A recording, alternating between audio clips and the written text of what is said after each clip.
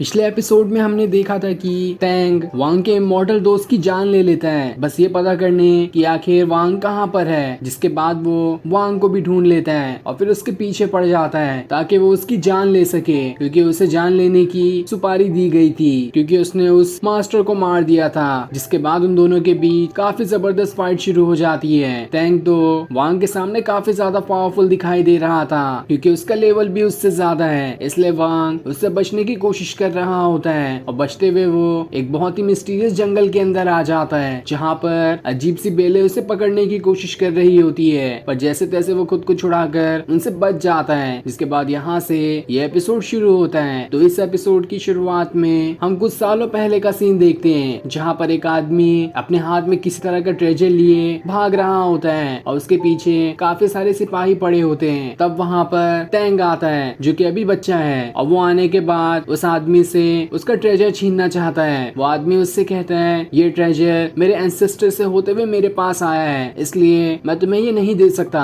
लेकिन छोटा टैंग कहता है जो चीज मुझे पसंद आ जाती है उसे तो मैं लेकर ही रहता हूँ, चाहे दुनिया इधर की उधर क्यों ना हो जाए, इसलिए लाओ फटाफट से वो चीज मुझे दे दो। ये सुनकर वो आदमी गुस्सा हो जाता है और उस ट्रेजर की पावर्स को इस्तेमाल करने की कोशिश कर रहा होता है। लेकिन तभी छोटा टैंग एक ही अटैक करते हुए उसकी वहीं पर जान ले लेता है और उसके मरते ही उस आदमी का खून उस ट्रेजर में लग जाता है, जिस वजह से वो ट्रेजर और ज्यादा पावरफुल बन चुका था। जिसके बाद छोटा टैंग वो ट्रेजर उठाकर अपने ग्रैंडपा के पास आ जाता है और उन्हें भी वो ट्रेजर दिखाता है, जिस पर उसके ग्रैंडपा उसकी इस हरकत पे डांटने के बजाय उसकी तारीफ ही कर रहे होते हैं कि दुनिया में जो भी चीज है वो सब तुम्हारी ही है, तुम जो चाहो उसे छीन सकते हो। इसी तारीफ की वजह से तो आज टैंग इतना बुरा इंसान बन गया है। इसके बाद हम प्रेजेंट टाइम का सीन देखते हैं जहाँ पर टैंग वांग का पीछा कर रहा है और अभी वो उसका पीछा करते हुए उसी जंगल के पास पहुंच गया होता है और जंगल में आने के बाद वो हर जगह बस वांग को ही ढूंढ रहा होता है, लेकिन वो उसे कहीं पर भी दिखाई नहीं देता।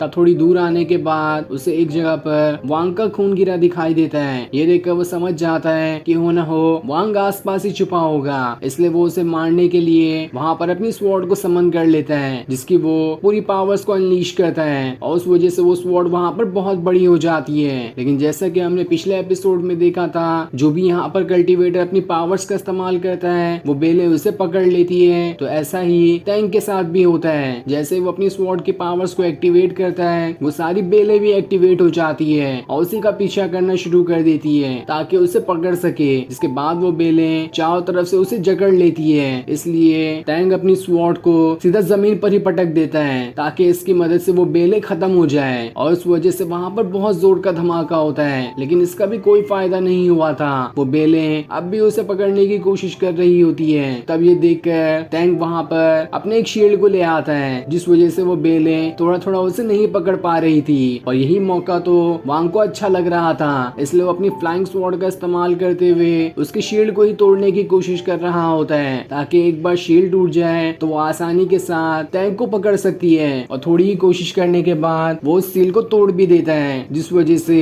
टैंक की शील्ड वहाँ पर खत्म हो जाती है। लेकिन अब जैसे ही वो बेलें उसे पकड़ती वो जल्दी से अपनी स्वॉर्ड के ऊपर खड़े होकर वहाँ से भागना शुरू कर देता है, वरना दोबारा वो बेलें उसे पकड़ सकती है। इसलिए वांग भी वहाँ से भागने लगता है क्योंकि टैंग अब उसके पीछे ही पड़ चुका था। टैंग उससे कह रहा होता है जहाँ तक भागना चाहो भाग सकते हो, मैं तो तुम्हारा हर जगह पीछा करूंगा और आज तुम्हें मैं जिंदा छोड़ूंगा ही नहीं। वहीं जैसे ही वांग आगे बढ़ रहा होता है उसके अंदर से सीतू उससे ये कह रहा होता है कि ये टैंग तुमसे ज्यादा पावरफुल है और आज तक इसे जो चीज पसंद आई है वो उसे लेकर ही रहा है, चाहे वो कितनी भी भारी चीज क्यों ना हो। और अब वो तुम्हारी जान के पीछे पड़ा है तो हो सकता है कि वो तुम्हारी जान भी ले ले, इसलिए तुम्हें काफी ज्यादा सावधान रहने की जरूरत है। जिसके बाद वांग दोबारा से वहाँ से आगे बढ़ना शुरू कर देता है, लेकिन टैंग तो अब भी उसका पीछा कर रहा था। वो हर जगह पर अपनी स्वॉर्ड का इस्तेमाल करते हुए सारी बेलों को खत्म किए जा रहा होता है ताकि वो बेलें तो उसका पीछा छोड़े, और अगर एक बार वो बेलें उसका पीछा छोड़ देगी तो उसके बाद वो आसानी के साथ वांग का पीछा कर सकता है। इधर वांग आगे भागते हुए किसी अलग ही जगह पर आ जाता है, जहाँ आने के बाद सीतू उससे पूछता है आखिर ये कौन सी जगह है और तुम यहाँ पर आकर रुक क्यों गए। जिस पर वांग कहता है मैं यहीं पर तो आना चाहता था और अब मैं यहाँ पर पहुँच चुका हूँ। तब वहाँ पर टैंग भी आ जाता है जो उससे कहता है क्या हुआ, थक गए क्या, अब और भागने की तुम्हारे अंदर हिम्मत नहीं है क्या। तभी पीछे से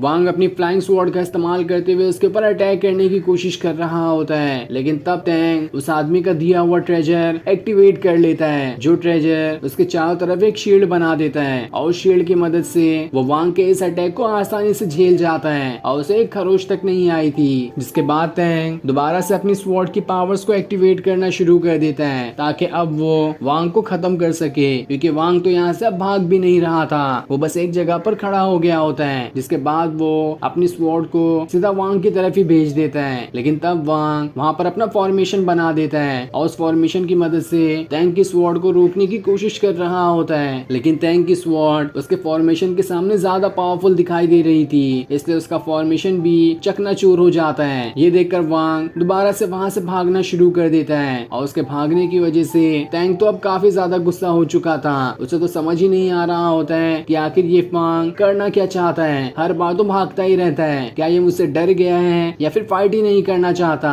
जिसके बाद वो दोबारा से अपनी स्वॉर्ड की पावर्स को एक्टिवेट कर लेता है और उस वजह से उसकी स्वॉर्ड अब बहुत ज्यादा बड़ी स्वॉर्ड में बदल जाती है और फिर वो उस स्वॉर्ड का इस्तेमाल करते हुए वांग के ऊपर अटैक करने की कोशिश कर रहा होता है ताकि उसका यहाँ पर खेल खत्म कर सके। लेकिन जैसे वो स्वॉर्ड वांग को लगने वाली होती है, बस उसके एक सेकंड के पहले ही वांग वहाँ से टेलीपोर्ट होकर बच जाता है और इस बार भी टैंक का अटैक बस खाली ही गया था, जिस वजह से वो काफी ज्यादा गुस्सा होता है कि आखिर ये वांग तो हर बार बचकर भाग निकलता है। तभी टैंक के आसपास काफी ज्यादा अजीब धुआं फैलना शुरू हो जाता है। ये देखकर तो उसे समझ ही नहीं आ रहा था कि आखिर ये धुआं आ कहां से रहा है, लेकिन वो और कुछ समझ पाता इससे पहले ही वहां पर एक बहुत ही भयानक मॉन्स्टर आ जाता है जो सीधा आते हुए उसके ऊपर अटैक करने की कोशिश करता, लेकिन तब टैंक अचानक में ही उसके ऊपर अटैक करके उसे वहां से दूर फेंक देता है। पर उस मॉन्स्टर को देखकर तो सीतू भी हैरान था, वो वांग से पूछ रहा होता है, मुझे तो नहीं लगता था कि आज भी दुनिया में वो लोग मौजूद हैं जो ग्रीन एक्साइलर की पावर्स का इस्तेमाल करते हैं, मैंने तो सोचा था कि ऐसे लोग अब खत्म हो चुके हैं, ये लोग बहुत ही बड़े इविल होते हैं और इनका मुकाबला भी जल्दी कोई नहीं कर पाता। तभी वो मॉन्स्टर वहाँ पर अपने ग्रीन एक्साइलर को विस्फोट कर देता है, जिस वजह से आसपास बहुत ज्यादा भयानक और जहरीला धुआं फैल रहा था। टैंक तो अपने उसी आदमी वाले ट्रेजर के इस्तेमाल करते हुए इस धुएं से बच जाता है, तो वहीं वांग भी अपनी पावर की मदद से खुद को उस धुएं के चंगुल में आने से बचा लेता है। लेकिन अब वो मॉन्स्टर दोबारा से टैंक के पीछे पड़ चुका था और वो उसका फॉर्मेशन खत्म करते हुए सीधा उसके तरफ ही बढ़ना शुरू कर देता है ताकि वो उसकी यहाँ पर जान ले सके। टैंक अपनी बड़ी वाली स्वॉर्ड का इस्तेमाल करते हुए उसे रोकने की कोशिश कर रहा होता है, लेकिन वो मॉन्स्टर तो रुकने का नाम ही नहीं ले रहा था, वो दोबारा से टैंक का पीछा करना शुरू कर देता है। ये देखकर सीतू वांग से पूछता है, आखिर तुम्हें ये कैसे पता चला कि ये मॉन्स्टर यहीं पर रहता होगा जिस वजह से तुम यहाँ पर आए और तुमने यहाँ आने के बाद टैंक को इसके बीच में फंसा दिया। तब वांग उसे बताता है, जब मैं इस जंगल के अंदर आया था तभी अंदर आते हुए मुझे आसपास बहुत ही ज्यादा भयानक ऑरा महसूस हुआ था जो कि उन बेलों का तो बिल्कुल भी नहीं था, वो इसी ग्रीन एक्साइलर का था, जिस वजह से मैं समझ गया कि आसपास कोई ना कोई पावरफुल भयानक मॉन्स्टर वगैरह मौजूद है। इसीलिए मैंने काफी टाइम से उसका पीछा किया ताकि पता कर सकूं कि वो मॉन्स्टर है कहाँ पर, जिसके बाद मैं उस मॉन्स्टर का इस्तेमाल टैंक के खिलाफ कर सकता हूँ। और देखो मैं इस चीज में कामयाब भी हो गया। जिसके बाद वो दोबारा से टैंक का पीछा करने के लिए निकल जाता है और फिर ये सीन दिखाते ही ये एपिसोड यहीं पर एंड हो जाता है। Thanks for watching.